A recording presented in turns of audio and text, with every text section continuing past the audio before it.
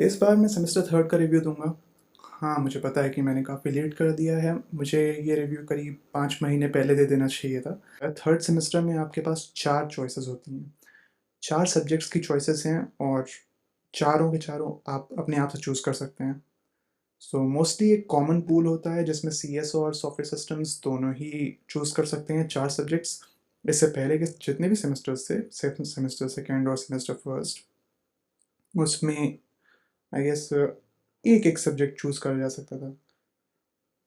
तो semester third में मैंने जो चूज़ करे थे वो सब्जेक्ट्स थे artificial intelligence, internet of things, cloud computing और सॉफ्टवेयर टेस्टिंग मेथड्स। सो पहला कोर्स आर्टिफिशियल इंटेलिजेंस, ये क्वाइट वैसा नहीं था जैसा मैंने इमेजिन किया था। ये बहुत बेसिक कोर्स है और इसका कोर्स का नाम ही, इसका कोर्स का जो नंबर है वो स्टार्ट होता है CSF 407 से। तो जहाँ तक मुझे लगता है एफ का मतलब है फर्स्ट डिग्री। और फर्स्ट डिग्री कोर्सेज उतने ज़्यादा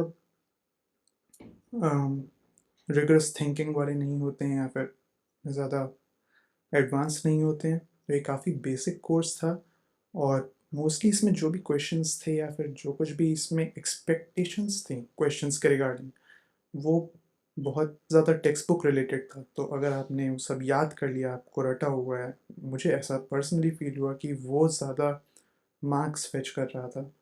और इसमें हमको एक असाइनमेंट बनाना था जिसमें हम कुछ भी यूज़ कर सकते थे। बेसिकली हमें एक इंटेलिजेंट ट्यूटरिंग सिस्टम बनाना था। तो उसमें आप AI का कोई भी पार्ट यूज़ कर सकते हैं, मशीन लर्निंग का कोई भी टेक्निक हो सकती है, डीप लर्निंग हो सकती है, कुछ भी।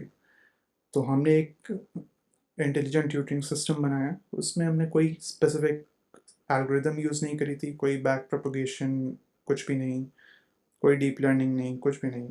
हमने सिंपली एक सॉर्ट ऑफ रिग्रेशन भी नहीं कहेंगे, हमने एक लीनियर मॉडल बनाया था बेसिकली। और वो आपके ग्रेड्स, आपके स्कोर को बढ़ाता जाता था और जैसे जैसे आपका स्कोर बढ़ता जा रहा था आपकी डिफ़िकल्टी बढ़ती जाएगी क्वेश्चंस की। और वो क्वेश्चन सिंपली अलजेब्रा पे थे। तो हमारा जो ऐप का नाम था वो था अलजेब्रा ट्यूटर। तो इस कोर्स में मुझे ऐसे कोई स्पेसिफिक रिमार्क्स नहीं मिले सिवाय इसके कि ये फर्स्ट डिग्री कोर्स है और इसमें एज सच इतना मुझे कुछ इंटरेस्ट नहीं आया। मे बी ये टीचिंग की बात हो या फिर मे बी ये सिंपली ये भी हो सकता है कि हमने जितना भी पढ़ा वो मोस्टली ऑलमोस्ट एक्सक्लूसिवली ऑनलाइन था, ना कि क्लासरूम्स में। सेकंड सब्जेक्ट था इंटरनेट ऑफ थिंग्स। और इंटरनेट ऑफ थिंग्स एक नया सब्जेक्ट है जो बिट्स ने लॉन्च किया है। तो ये फर्स्ट टाइम था कि इंटरनेट ऑफ थिंग्स यहाँ पे पढ़ाया जा रहा है और मैं पहला स्टूडेंट था इस सब्जेक्ट का। मुझे नहीं पता कि ये सब्जेक्ट, ये कोर्स अगले सेमेस्टर में, सॉरी अगले टर्म में, अगले ईयर्स में आएगा कि नहीं आएगा। हो सकता है हट जाए, हो सकता है रहे। तो क्योंकि फर्स्ट टाइम ये कोर्स लॉन्च हुआ था तो जो हमारे प्रोफेसर थे उन्होंने हमें लिबर्टी दी कि हम इस कोर्स को किसी भी तरीके से आगे ले जा सकते हैं। तो हम इसको थ्योरेटिकल बना सकते थे, हम इसको प्रैक्टिकल बना सकते थे। तो अल्टीमेटली इसमें हम पढ़ाई जो हुई वो मोस्टली कम्युनिकेशन प्रोटोकॉल्स की थी। और कम्युनिकेशन प्रोटोकॉल्स के साथ साथ थोड़ा बहुत साइबर सिक्योरिटी और इंटरनेट का पार्ट भी था, बट मोस्टली प्रोटोकॉल्स के रिगार्डिंग ही से ये सब कुछ था। इसका एग्ज़ाम बेहद स्ट्रेट फॉरवर्ड था। एग्ज़ाम बेसिकली ओपन बुक था। हम लोग अपना लैपटॉप लेके गए थे और हमें जो क्वेश्चंस दिए गए थे वो कम्प्लीटली ऑलमोस्ट कम्प्लीटली भी नहीं, कम्प्लीटली हमारे गिवन मटेरियल से ही थे। और हमने इसमें जो प्रैक्टिकल प्रोजेक्ट बनाया था वो था एक स्मार्ट मिल्क लेट या कंटेनर, मिल्क लेट कंटेनर। तो ये करता ही है कि ये मिल्क की प्योरिटी बताता है कि उसमें कितनी टर्बिडिटी है, क्या ये सी थ्रू है कि नहीं। बेसिकली क्या आपके कंटेनर में जो मिल्क है वो प्योर है या नहीं है। तो ये हमारा एक प्रैक्टिकल प्रोजेक्ट था और बेसिकली ये प्रोजेक्ट मैं और मेरे दोस्तों ने मिल के बनाया था। अम, मुझे लगता है हमारे प्रोजेक्ट को काफ़ी अच्छे मार्क्स दिए गए थे। थर्ड सब्जेक्ट जिसकी मैं बात करना चाहूँगा वो है क्लाउड कंप्यूटिंग, और इसकी मैक्सिमम 5 क्रेडिट्स थे। हाँ, अगर क्रेडिट्स की बात करें तो आर्टिफिशियल इंटेलिजेंस 3 क्रेडिट्स का था, जो कि मिनिमम क्रेडिट्स हैं। अम, फिर इंटरनेट ऑफ थिंग्स 4 क्रेडिट का है, और क्लाउड कंप्यूटिंग 5 क्रेडिट्स का है। तो ये मैक्सिमम वेटेज का सब्जेक्ट था। इसमें मैक्सिमम सिलेबस था ऑब्वियसली, और ये मोस्टली थ्योरेटिकल था।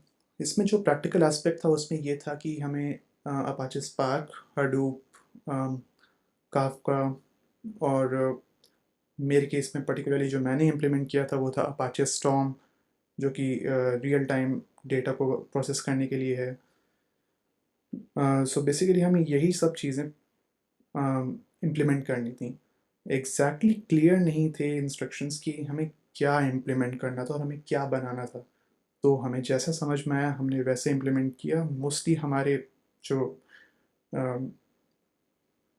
मोस्टली हमारे जो मॉड्यूल्स थे वो सेपरेटली काम कर रहे थे, ना कि एक सिंगल ऐप की तरह। तो ऐसा नहीं था कि मैंने क्लिक किया और स्पार्क चला, मैंने क्लिक किया और मैं हडूप या फिर कह लीजिए स्टॉर्म चला दिया। मेरी मशीन पे स्टॉर्म था, मेरे दोस्त की मशीन पे कुछ और, मेरे तो दूसरे दोस्त की मशीन पे कुछ और था। तो इस तरीके से सब कुछ सेपरेट था, क्योंकि कोई स्पेसिफिक इंस्ट्रक्शंस नहीं थे। Cloud computing, IoT, cloud computing, IoT, basically ये सभी कुछ ऑलमोस्ट सारे सब्जेक्ट्स इनफैक्ट ऑनलाइन ही हुए हैं। जो चौथा सब्जेक्ट है मेरा वो था software testing methods. So software testing methods basically जैसा नाम है वैसे ही उसमें कंटेंट्स थे। Edge testing, A B testing, equivalence partition, partition testing, equivalence classes, जितनी टाइप की टेस्टिंग होती हैं,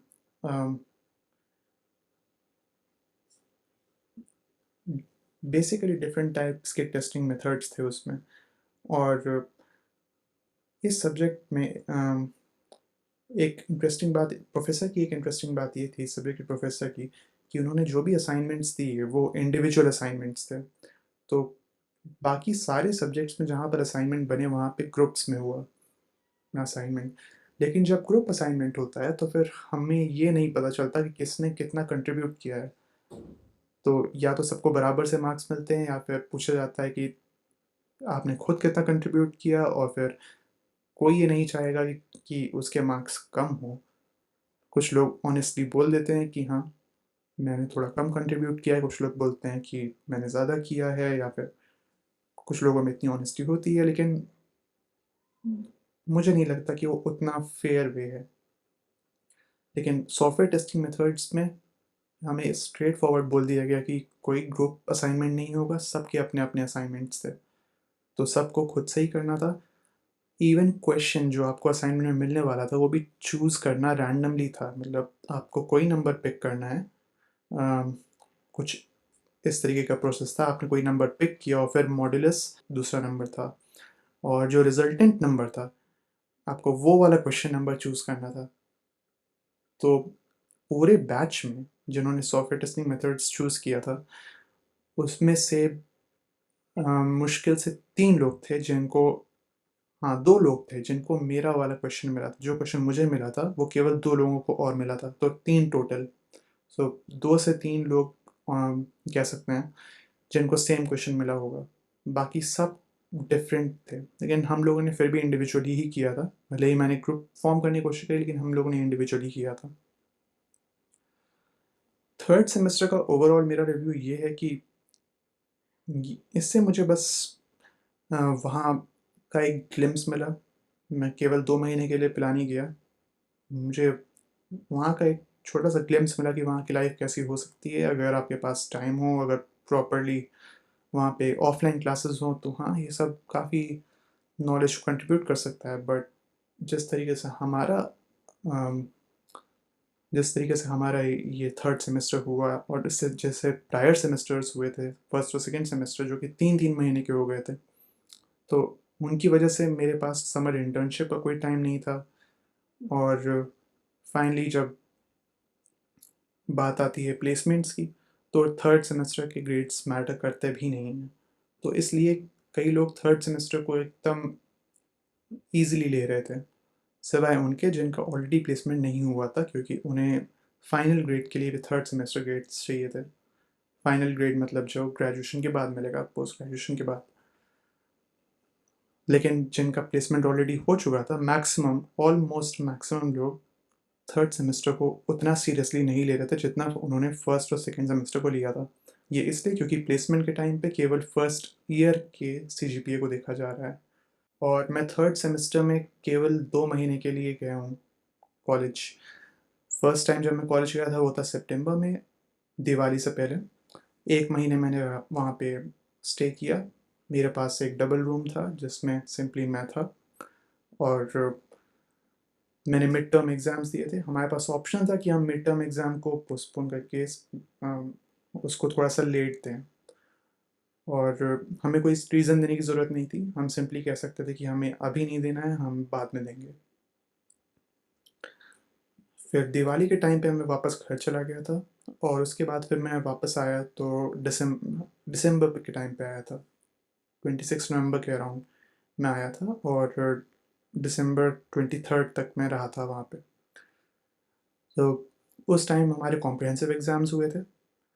कुछ लोग जिन्होंने पोस्टपोन किए थे अपने मिड टर्म एग्ज़ाम्स, वो mid term exam, postpone mid term exams जो बाद में हुए थे, उनको और फाइनल एग्ज़ाम्स को साथ में देने के लिए एक बार में आए थे, और वो लोग नवंबर में ही वहाँ पे आ गए थे। तो मैं 2 ही महीने रहा, अक्टूबर और दिसंबर के टाइम पे। ओवरऑल मैं कह सकता हूँ कि third semester just up to that standard नहीं थे। थर्ड सेम थोड़ा सा leaves a little to be desired. Thank you for watching.